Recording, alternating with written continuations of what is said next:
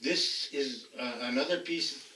This one is a current piece that I'm working on, and I've always, all my life, I had wanted to make a chest. No, and this friend of mine, the same friend that gave me that piece of cedar, Matthew Duran, he has a shop, and in his shop, he helped me to cut these joints. First, we planed the wood. Uh, this piece and the piece behind it were from a big, old piece of wood, an old piece of wood, and it was one long piece of wood. So I cut the piece of wood in half, and that's what gave me the idea to make the chest.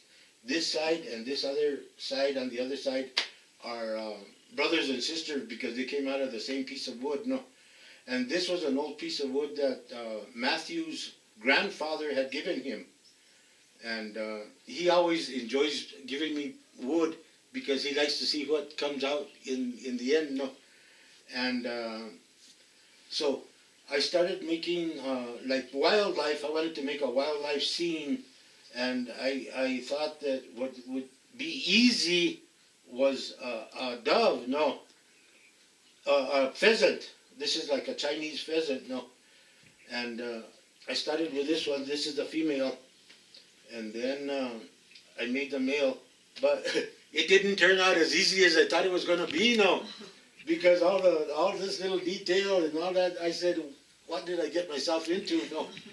And these flowers, I was influenced by Irene, my wife Irene's colcha embroidery, where she does the little flowers on the colcha, and I thought they would look nice on the wood carving, and that's exactly where I got the design from one of her designs. I said, lend me one of your designs, and I just copied it on there, and I got these little flowers. And this, the bottom row is oak leaves, and these are the little acorns on the oak leaves, and I thought that would be appropriate for the bottom of the pheasants to be walking on.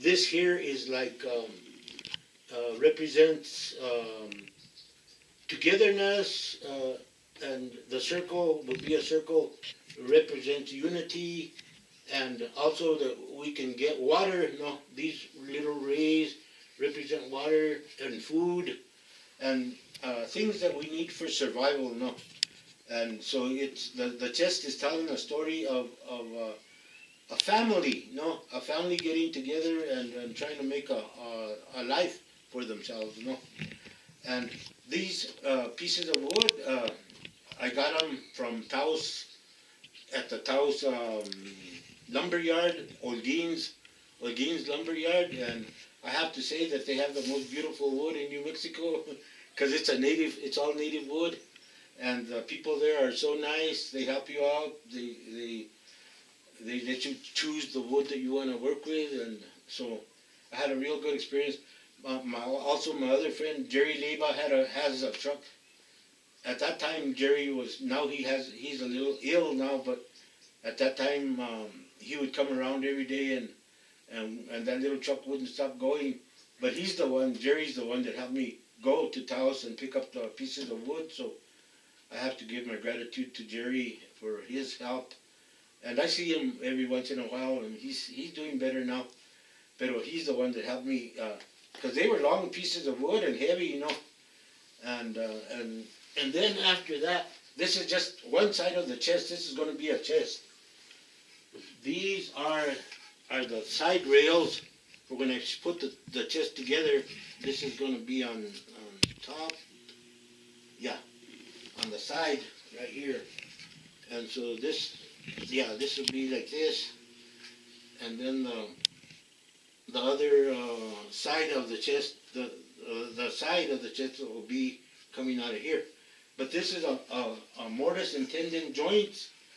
This is the mortise and this is the tendon, no? And so they go like something like that. That won't fit. I don't know. Whatever, but that's just an idea of how they go. And then this is the top one.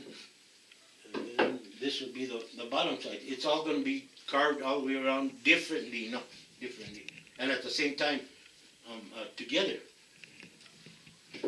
So Robert, would you help me a little bit? Thank you. This is the other side of the chest. And this following on the same theme of like natural things in nature. The fish in the water, I still have to do this carving down here. I started laying it out. And so that part is going to be like representing water. And this also the grain of the wood represents the water that the fish is in, no? And the fish, also the grain, the way it came out, it shows like some of the scales and together the grain of the fish and the grain of the water, I think are working real well together. And when I oil it, it's going to be a little bit darker, no? The wood. These are traditional Spanish colonial designs where we make a rope design. It's called a rope design, and so that's a traditional design in Spanish. It's all made in a traditional fashion, using traditional methods, no? And all this is hand carved. All of it without power tools, no? All this hand carved without power tools is going to be hand carved, and I have to design a top for this too. I already have it in mind, and it's going to be like chip carving up here, circles and movement of the chip carving. So, and this is going to be a heavy piece once I put it together, all together. So I don't know where I'm going to put it, but thank you. So that's the chest right there. Perfect. Okay. Okay. I was fortunate enough to be able to find the piece that influenced me, no, and here it is.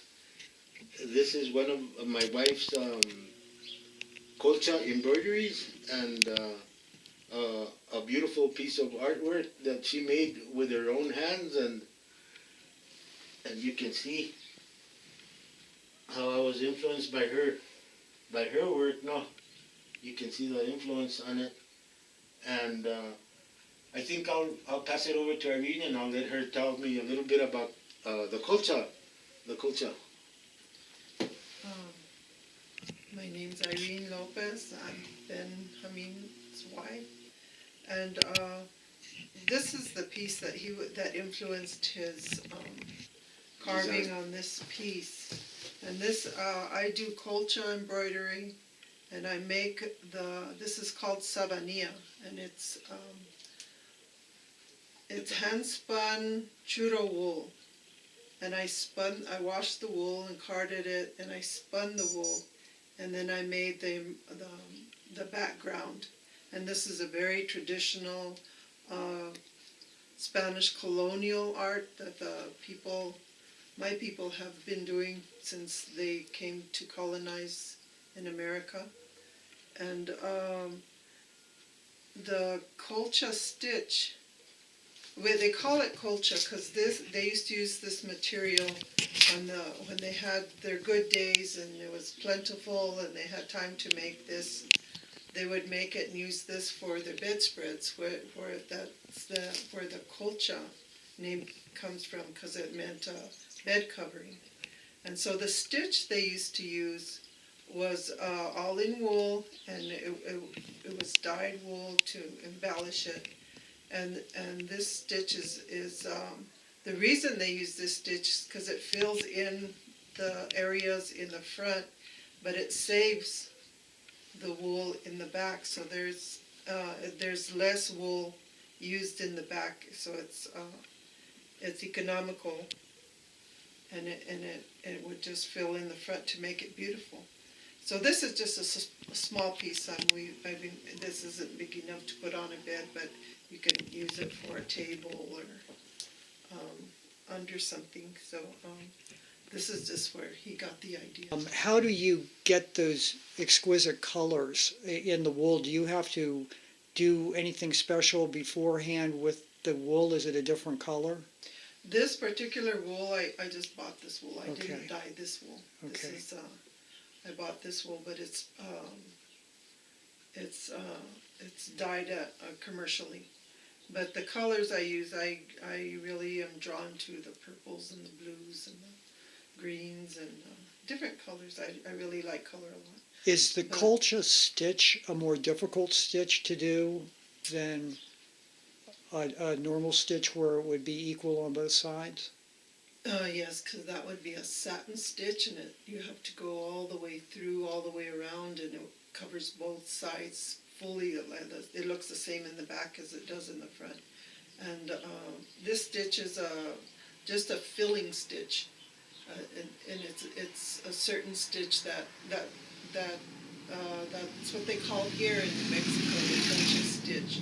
Okay. But it's called different things from different places. Okay. But it's a very traditional art. So we're trying to keep this art alive and keep it from dying out. So it's been brought back, and there's several people who do it, but not too many people will make their own sabanilla. But that also is being taught, and so we're trying to keep that art alive in New Mexico. And the sabanilla is made on your loom in your home? Yes, I did all the spinning from the raw wool, you know. So I'll have to show you how that's done another time, but that's on this basic piece. Yes.